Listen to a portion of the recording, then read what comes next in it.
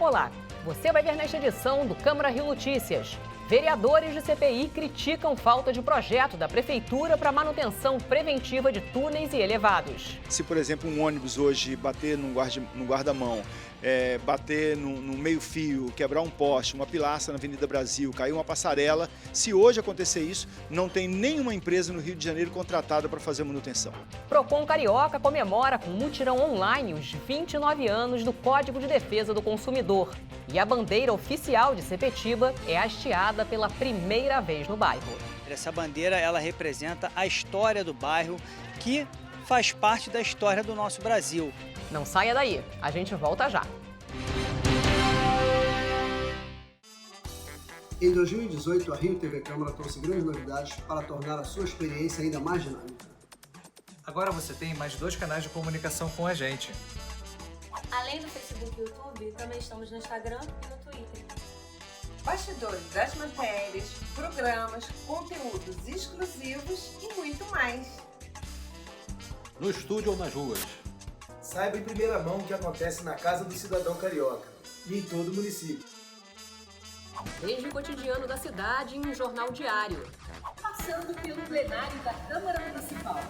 Além de programas sobre o Legislativo e a cidade.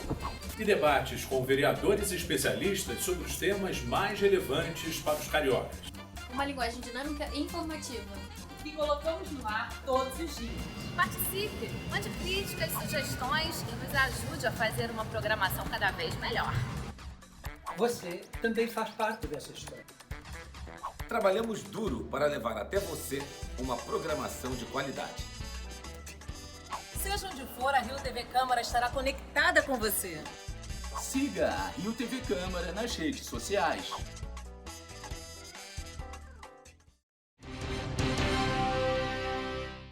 A gente começa esta edição do Câmara Rio Notícias falando da CPI, que apura a queda de uma estrutura de concreto do teto do túnel acústico na Gávea.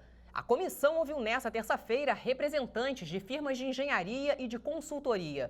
Os depoimentos deixaram claro para os vereadores que a Prefeitura do Rio não tem um projeto de manutenção preventiva para túneis elevados e viadutos da cidade.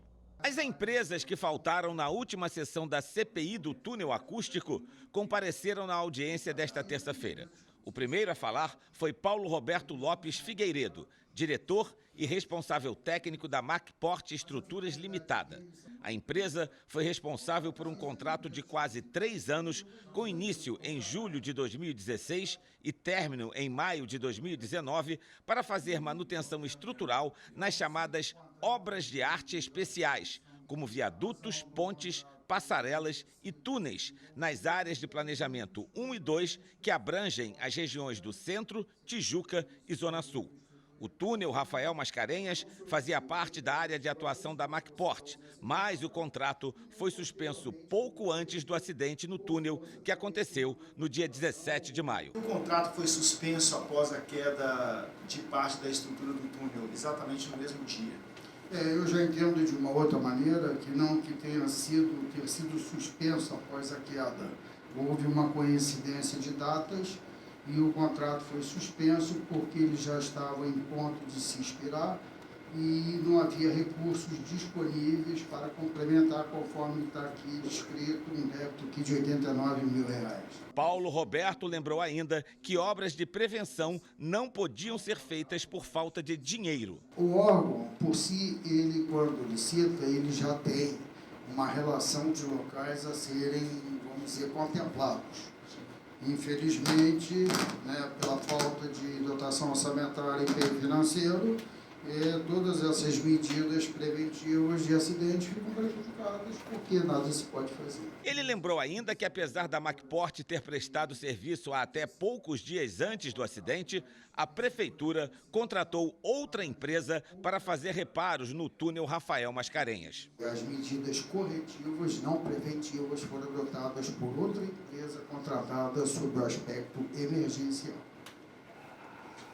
Então, nós que éramos o responsável pela área de atuação, não agíamos porque não fomos convocados e por força de ausência de dotação orçamentária e empenho financeiro.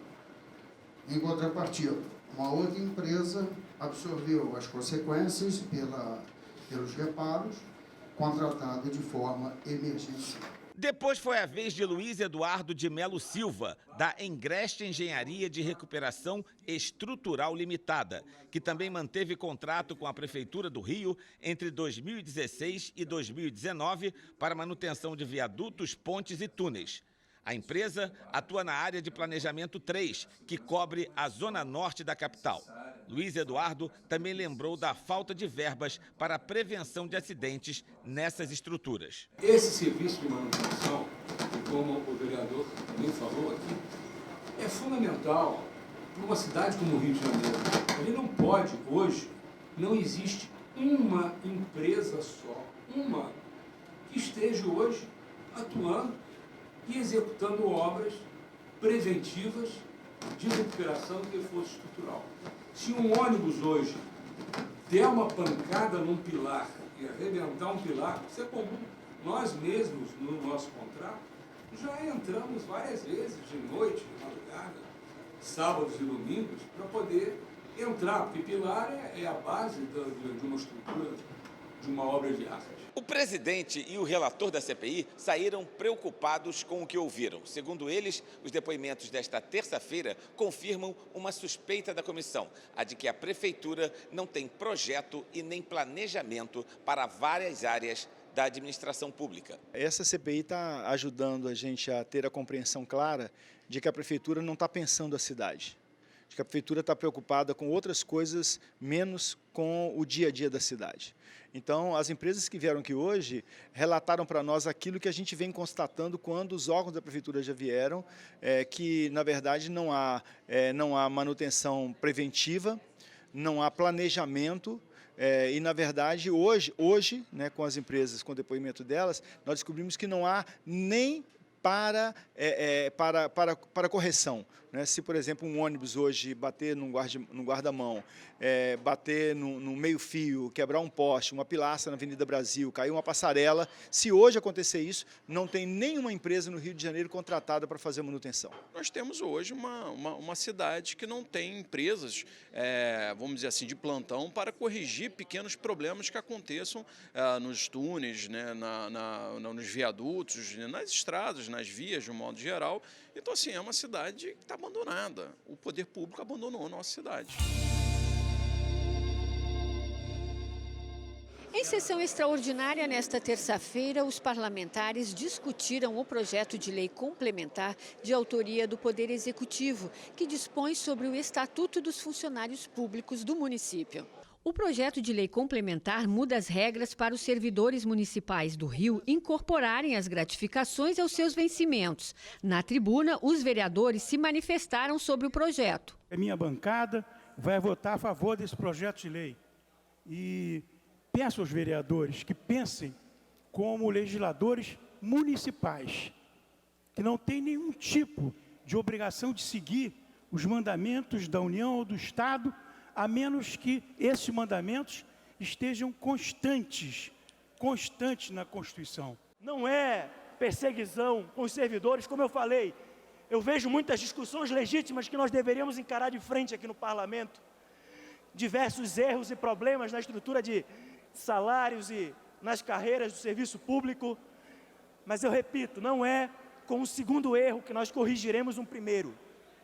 E é por isso que a minha posição neste projeto de lei, ela é contrária, presidente. O que seria da Prefeitura do Rio de Janeiro? O que seria da engenharia? O que seria da educação? O que seria da saúde no Rio de Janeiro se não tivéssemos servidores tão competentes e tão capacitados? E na hora que é pedido a esta Câmara, que esta Câmara olhe para a vida funcional e para o futuro desses trabalhadores, desses servidores, nós não podemos dar as costas. O projeto foi aprovado e retornará em segunda discussão. Na sequência da sessão extraordinária, os vereadores também aprovaram em primeira discussão o projeto de lei de autoria das vereadoras Fátima da Solidariedade e Luciana Novaes, que inclui o Dia I, Dia da Inclusão, no calendário oficial da cidade.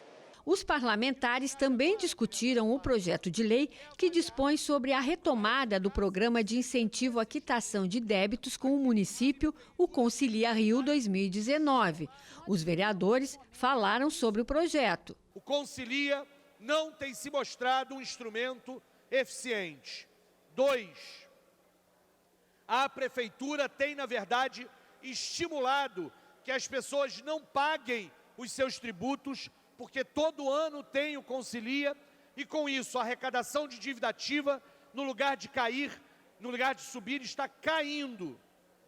3, quem acaba se beneficiando desse projeto é o grande devedor, aquele que de fato tem capacidade de arcar com suas dívidas e que deveria pagar o que deve. Aquele que é o pequeno contribuinte do IPTU que está em dívida porque ficou desempregado, de alguém na casa, do pequeno comerciante que teve a sua arrecadação diminuída por causa do movimento econômico, este, no meio desta crise, vai seguir não conseguindo aderir ao Concilia. Ano passado, nós reeditamos o Concilia, arrecadação total 620 milhões. E a projeção para este ano já é menor de toda a série histórica desde 2012.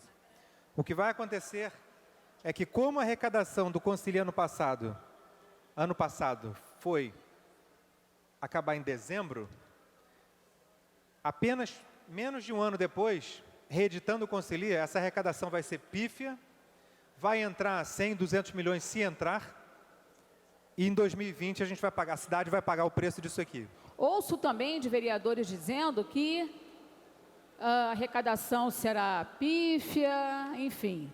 Ora, se nós estamos num momento crítico, como também vereadores vêm a essa tribuna, enfim, nas redes sociais dizer que a prefeitura está quebrando, qualquer centavo, vereador, qualquer 1 milhão, qualquer 500 mil, qualquer valor que entre para os cofres públicos, é bem-vindo. O fato é uma matéria importante no momento de crise, em que as pessoas precisam de ajuda e que as pessoas querem colocar o seu patrimônio, querem proteger seu patrimônio, sobretudo aquelas que mais precisam também. Então, eu acho que um projeto que vai ao encontro do que a sociedade almeja. Então, presidente, favoravelmente a aprovação do projeto e contrário à emenda apresentada. O projeto de lei, aprovado em primeira discussão por 31 votos a favor e 10 contra, retornará em segunda discussão. A Conlurb ganhou um reforço no serviço de podas de árvores. Trata-se de uma nova frota de veículos. A expectativa é de ampliarem até 3 vezes a capacidade de atendimento. A nova frota de veículos foi apresentada no Parque do Flamengo. O prefeito Marcelo Crivella participou da entrega. Os 38 novos caminhões vão dobrar a frota da Conlurb utilizada nos serviços de poda de árvores. A cidade tem mais de 1 milhão de árvores urbanas. A capacidade de atendimento por meio do portal 1746 será ampliada de 3.000 para até 9.000 solicitações por mês. É um esforço grande da prefeitura que vai melhorar muito uma cidade que estava descabelada. Nossa cidade estava descabelada. Agora nós vamos poder dar uma ajeitada. Lei aprovada na Câmara do Rio determina que empresas que prestam serviços terceirizados à Prefeitura contratem jovens aprendizes. Legislativo Municipal recebe princesa da Nigéria. Projeto de lei obriga instalação de cabine de isolamento para motoristas do BRT. Proposta em tramitação determina o atendimento preferencial para pacientes com doenças raras, genéticas e crônicas em órgãos públicos e estabelecimentos comerciais do município. Câmara do Rio entrega o conjunto de medalhas Pedro Ernesto à secretária municipal de saúde, Ana Beatriz Buxa Araújo. Você vai ver no próximo bloco. Moradores de Sepetiba acompanham o hasteamento pela primeira vez da bandeira oficial do bairro. Acompanhe as sessões plenárias da Câmara Municipal do Rio de Janeiro de terça a quinta-feira, de 2 às 6 horas da tarde. Aqui os vereadores usam a tribuna para falar de temas ligados à cidade e também apresentam, discutem e aprovam projetos de lei de interesse da população carioca. Não perca as notícias do Legislativo Municipal aqui na Rio TV Câmara.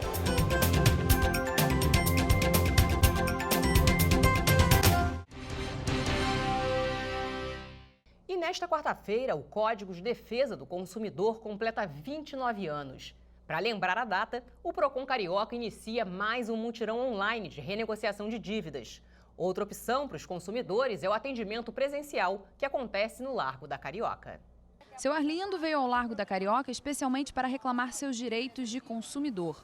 O aposentado está com problema em um banco de empréstimos. Claro que é importante. É a defesa do consumidor, né? Ele pode saber como ele vai negociar, como ele vai poder pagar. Nesta quarta-feira, o Código de Defesa do Consumidor completa 29 anos. Para comemorar a conquista, o Procon Carioca, órgão da Prefeitura, promove até 30 de setembro, junto aos Procons do Brasil, um mutirão online de renegociação de dívidas com instituições financeiras, bancos e administradoras de cartões de crédito. Presencialmente, até quinta, das 10 da manhã às 4 da tarde, os atendentes vão dar orientações sobre o uso da plataforma e realizar o atendimento de rotina, recebendo e encaminhando reclamações para outros tipos de companhias, como telecomunicações, varejo, TV a cabo e concessionárias. A nossa ação essa semana aqui no Largo da Carioca é conscientização à utilização da plataforma consumidor.gov. Então, consumidor que tem qualquer problema ou dívida com financeiras, bancos e administradores de cartão de crédito, ele pode estar acessando a plataforma para poder negociar diretamente com a empresa. As outras pessoas que têm problemas com outras empresas, concessionárias, empresas de telefonia ou TV a cabo, podem procurar o Procon Carioca, que a gente vai estar encaminhando as demandas deles para essas empresas, para que a gente tente solucionar esse problema que o consumidor tem com qualquer uma delas. Como comerciante, Johan valoriza ainda mais os direitos de arrependimento, a troca de produto, cancelamento de serviços. Para ele, nesses 29 anos de Código de Defesa do Consumidor, as empresas precisaram melhorar suas condutas. Melhorou, acho que enquadrou bastante as empresas começam a pesquisar mais, querendo entrar nas normas para poder atender o consumidor, né? Porque afinal o consumidor tem o dinheiro no bolso, é ele que manda, né?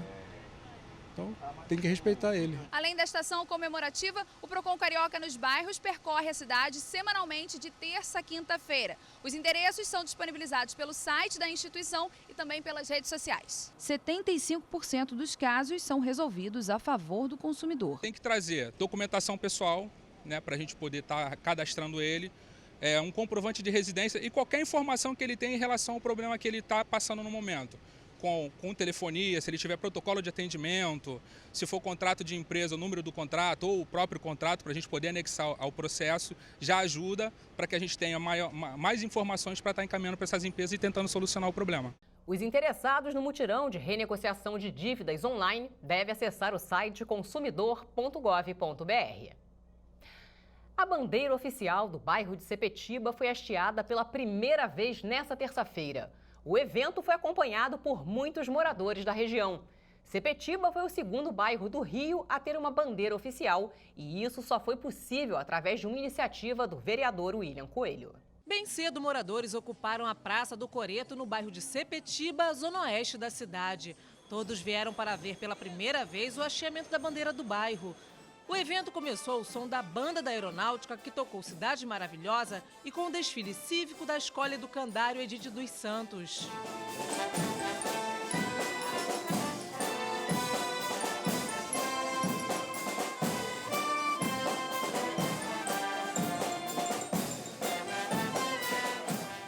Militares da Aeronáutica hastearam as bandeiras do Brasil e da cidade do Rio de Janeiro. Em seguida, foi a vez do hasteamento da bandeira do bairro de Sepetiba, que tem estampada símbolos importantes que representam a história do lugar.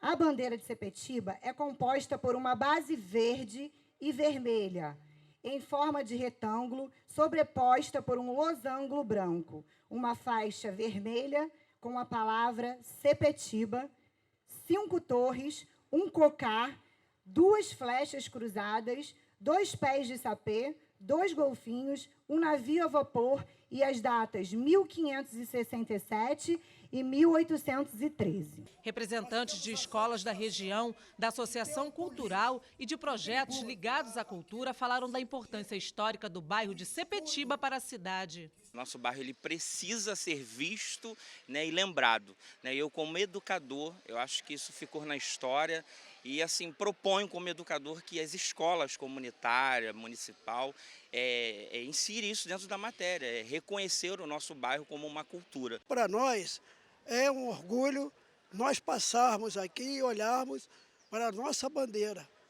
E eu vou mandar fazer uma para no desfile desfilar também com a bandeira de Sepetiba. Eventos como esse, o bairro fica muito agradecido a essas iniciativas.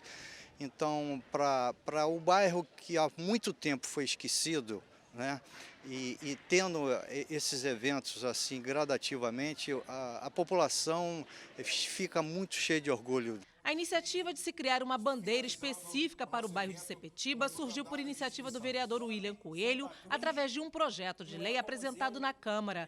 William Coelho ressaltou que a bandeira é fundamental para o resgate cultural e histórico do bairro, que existe há 452 anos.